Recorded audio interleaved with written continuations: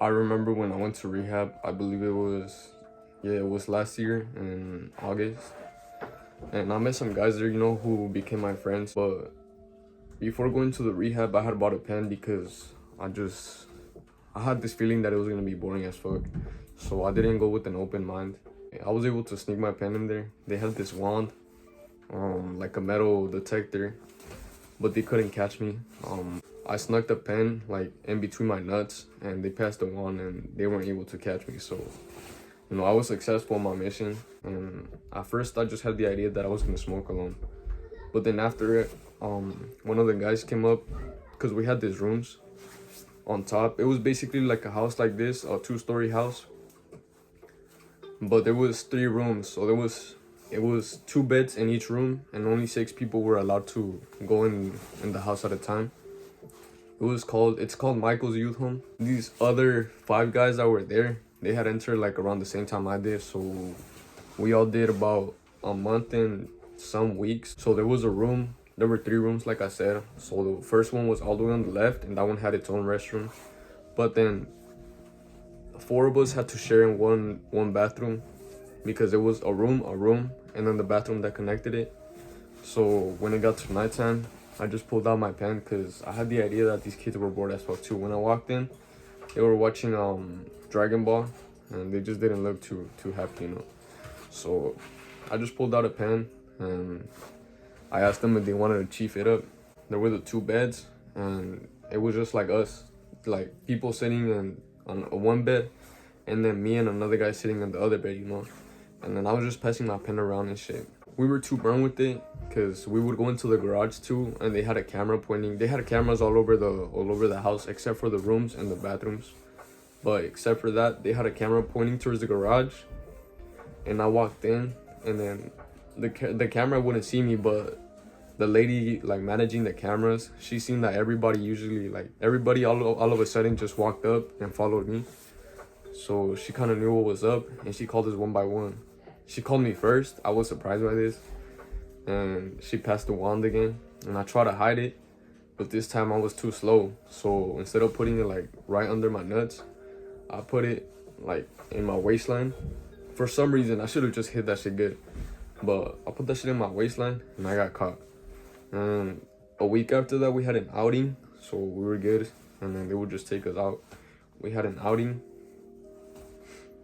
but I remember one of the guys there, he was fiending for some shit. So all of us were fiending, obviously, but I feel like he was the one that was like, this is when something clicked in me. It was like, damn, like I really needed to change. Because we were walking around. It was a bowling alley, I believe. Yeah, we went bowling, and we were walking around. But then the guy would stay in the back, trying to find just roaches on the floor. Well, for any of you watching this, you're watching this because you smoke weed and you're trying to quit, so you know what a roach is. But yeah, he would try to go finding roaches around the floor, and we were all just fiending, so we wouldn't tell him anything, But he brought some home, and he actually tried to spark it up, but we had no lighters. They would take everything like inside the office and lock it up, because they knew. I'm pretty sure they have dealt with this before. So what we did is we kind of like covered around the stove so he could light it up.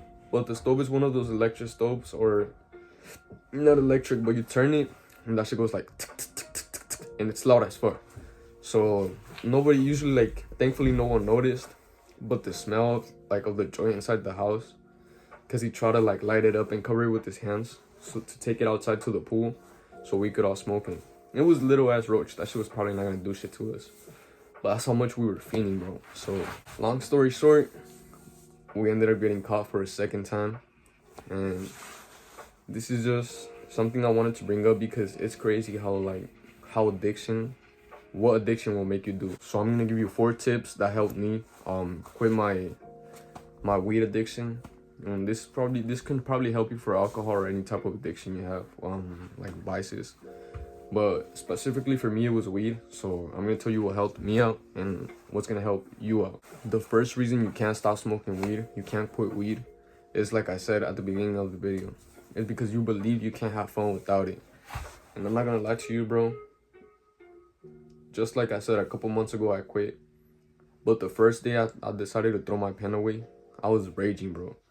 Like, literally, I was in this room, and I decided to go throw it to the toilet, you know, like, so that shit would flush down, and I wouldn't be able to get it back. And I did that at night, and I was, you know, chilling because I recently had gotten faded, so I was okay with it. I just made the decision. Went to the restroom, went to go throw it. But as I did that, I woke up the next day feeling like, not even feeling like shit. I woke up, bro, feeling like fucking mad, angry. I came in this room and I was just fucking punching the air, doing all this childish stuff.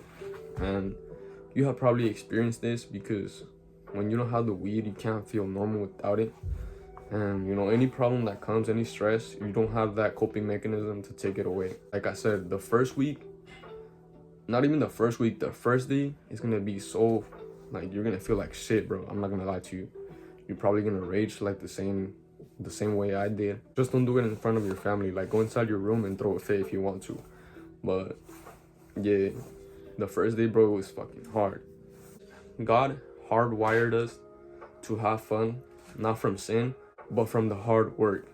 The second reason you can't quit weed is because you see yourself as somebody who is trying to quit weed.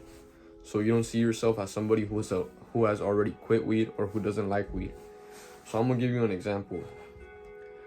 If somebody was to ask you, do you want to smack up the pen and you're trying to quit weed, well, you'll most likely tell them is, nah, I'm trying to quit weed. But by saying trying, that means that you haven't accomplished it. So next time you say something like that, instead, I want you to change your words to, nah, I don't smoke. That's what I literally tell people when they ask me if I want to, like, hit the pen. I'm like, nah, I don't smoke. And they'll look at you kind of weird because it's normal now for everybody. I've seen that I started smoking when I was in 10th grade. But I see now, like, middle schoolers.